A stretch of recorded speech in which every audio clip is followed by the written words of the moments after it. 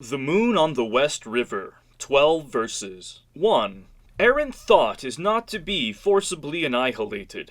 Why should true suchness be sought? Buddhas equally act on the fundamental essence. Delusion and enlightenment are not confined to before and after. When enlightened, you become a Buddha instantly. When deluded, you sink in the flow for myriad aeons. If you can accord with true practice for a moment, you annihilate the defilement of countless wrongs. The fundamental essence is the essence of enlightenment, in which there is no errant thought and no true suchness. It is only because people of the world have delusion and enlightenment that there are the terms errant thought and true suchness. When you are deluded about essence, you conceive erroneous thoughts.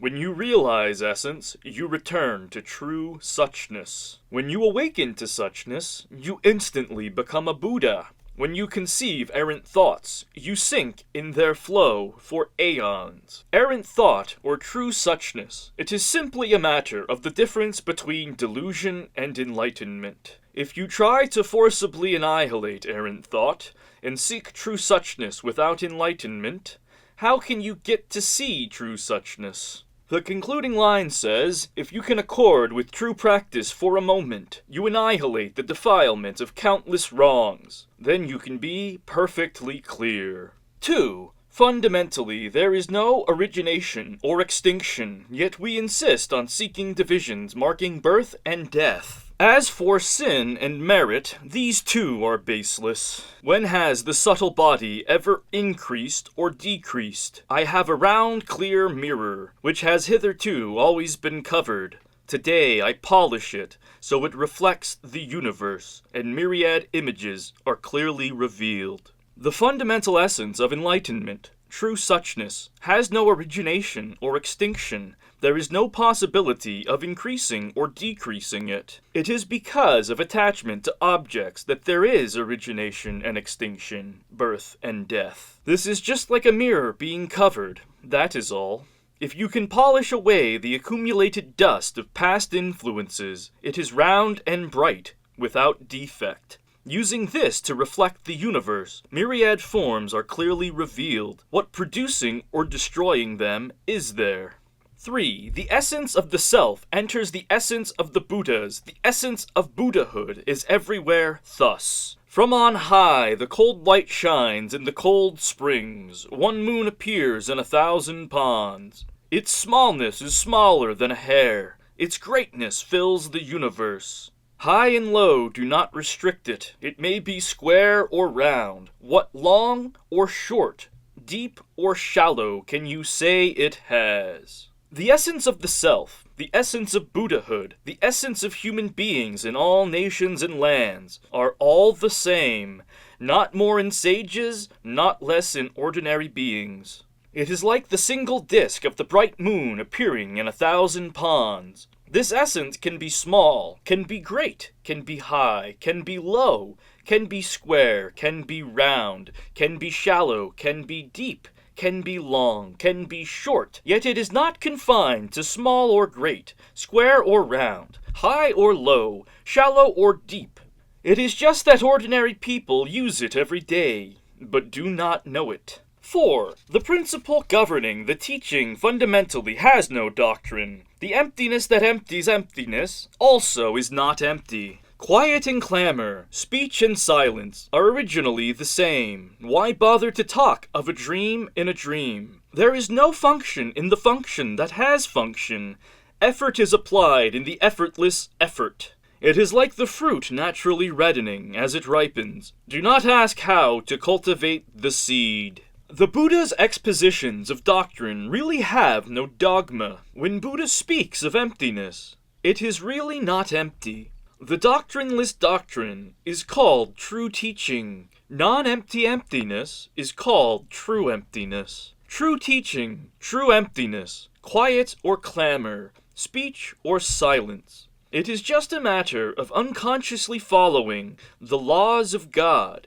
What doctrine is there to preach? What emptiness is there to expound? To insist on preaching doctrine and expounding emptiness is like talking of a dream in a dream. How can you know the essence of true teaching, true emptiness? Tranquil and unperturbed, yet sensitive and effective. Sensitive and effective, yet tranquil and unperturbed. This is no function within function, having function, applying effort within effortless effort. That there is no function within function having function means that the teaching is based on emptiness. That one applies effort with effortless effort means that there is teaching within emptiness. The teaching basically empty, emptiness having a teaching. It is neither true nor false, not existent nor non-existent, round and bright, unobscured.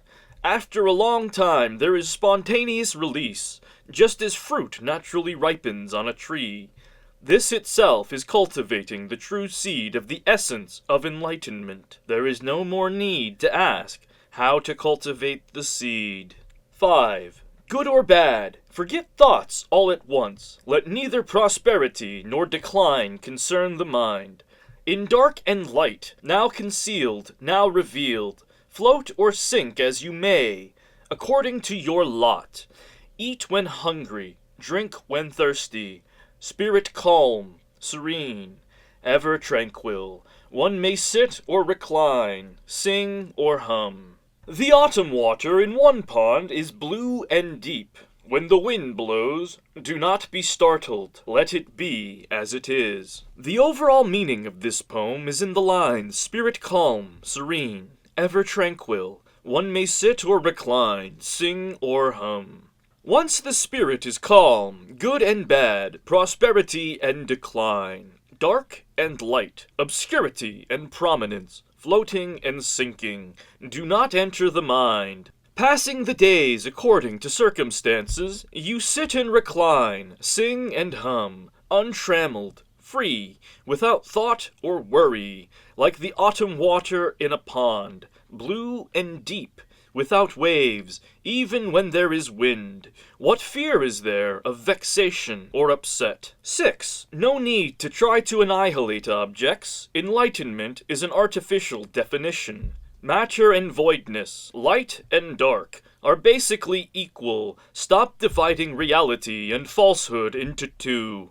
When you understand it is called the Pure Land, there is no more India or Sao Chi. Who says paradise is the Western heaven? When you understand, Amitabha appears in the world. The essence of enlightenment is originally round and bright, clean and naked, bare and untrammeled, not matter, not void, not light, not dark, not real, not false. Those who understand this attain Buddhahood on the spot. What's the need to try to extinguish feelings about objects? It is because so many people do not understand that the Buddhas and Bodhisattvas provisionally defined enlightenment, to get people to return to the immediate by the way of the gradual, so as to realize Buddhahood. Enlightenment means the true way, in that by returning from error to truth, there is a gradual awakening. 7. Others, self, beings, lives. How can we divide that and this, high and low? Reality spontaneously shines throughout with no I or they. One need not seek it, thought after thought. Has seeing what is right ever been seeing what is right? Hearing what is wrong is not necessarily hearing what is wrong. Various functions have never controlled each other, in life and death. Who can hinder you? Others, self, beings, lives, that, this, high, low, I, they, seeing, hearing, right, wrong. These are all artificial characterizations. If you can penetrate them all with shining awareness and see through them completely, not being concerned with them, then life is as is. Death is as is. Life is all right. Death is all right too. Life and death present no obstacle, and you naturally understand life and death. If you cultivate practices and charity while dwelling on appearances, the resulting rewards will be limited to celestial and human spheres. It is like shooting an arrow up at the clouds. It will fall, simply because the force comes to an end.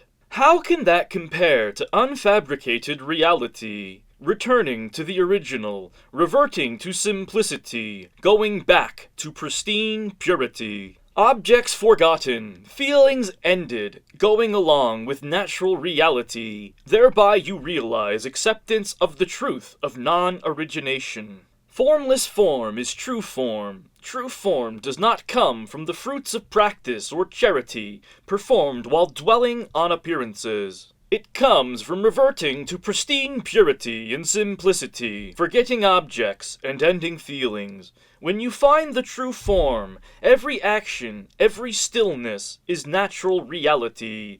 You spontaneously attain acceptance of the truth of non-origination. The Surangama Sutra says, this person thereupon attains acceptance of the truth of non-origination. A commentary on the sutra says, true suchness is called non-origination. Truth has no contamination. Knowledge of truth is called acceptance. 9. Once you have caught the fish or the rabbit, you naturally forget the net and the trap. The raft to cross the river, the ladder to the heights. Once you have reached the goal, they are abandoned. Before you are enlightened, you need explanations. After enlightenment, verbalizations become wrong. Even though these lines belong to non-contrivance, they too are to be shed. A net is a means to catch fish. Once you get the fish, you can forget the net. A trap is a means to catch rabbits. When you get the rabbit, you can forget the trap. A raft is a means to cross a river. When you reach the shore, you can leave the raft. A ladder is a means to climb up high. When you reach the height, you can leave the ladder.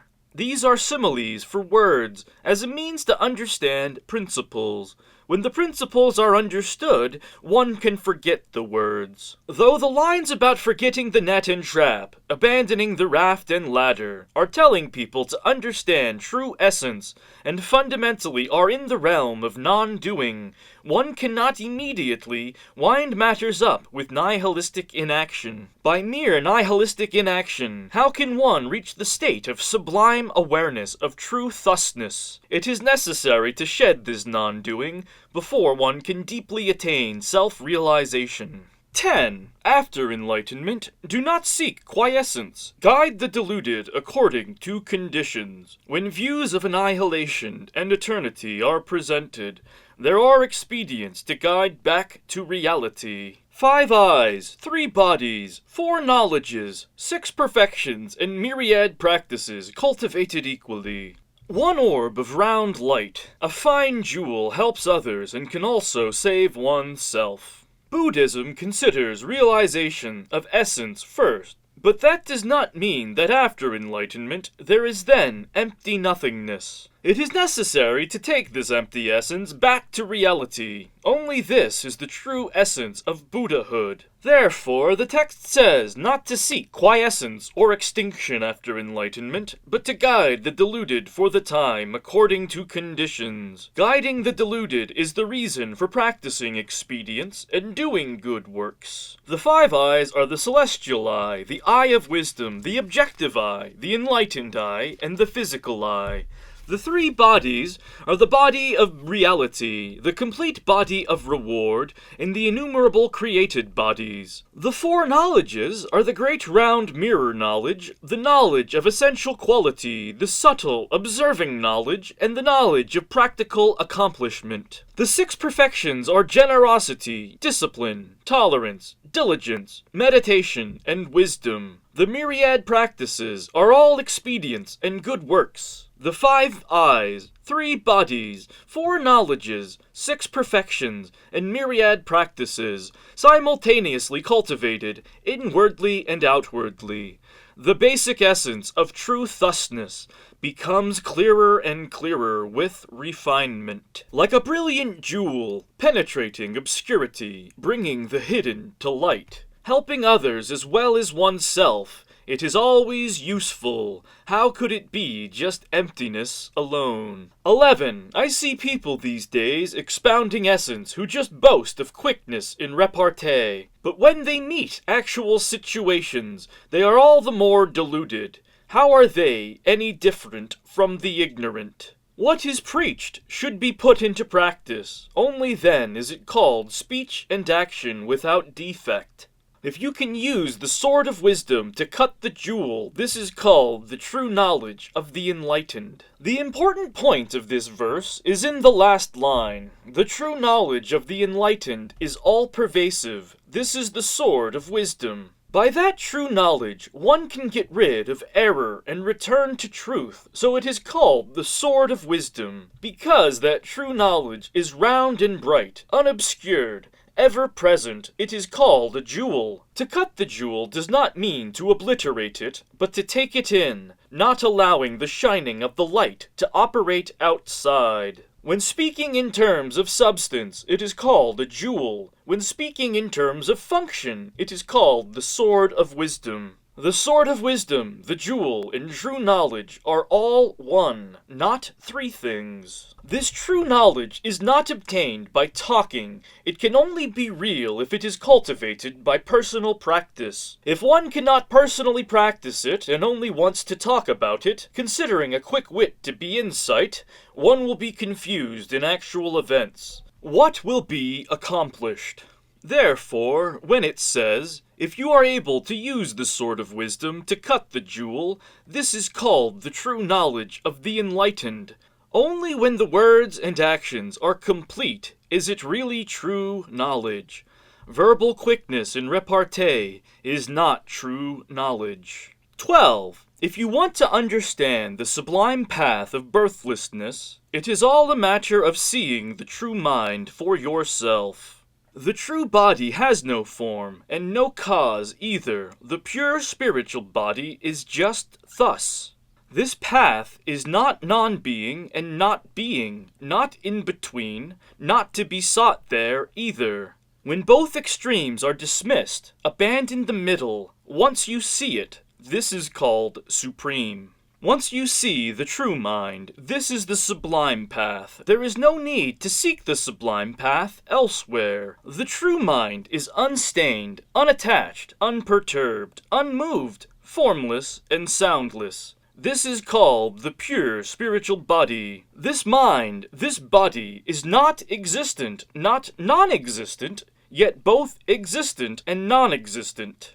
It cannot be sought in being, cannot be sought in non-being, and cannot be found in neither being nor non-being. Since none of these three apply to it, try to think what it is. When you see this, you immediately transcend to birthlessness. This is called the sublime path of the supreme vehicle. The true body and the true mind are originally one. In terms of substance, it is called the true body. In terms of function, it is called the true mind. Substance and function is one, body and mind forgotten, physically and spiritually sublimated, merging with the Tao in reality. Isn't this what birthlessness means?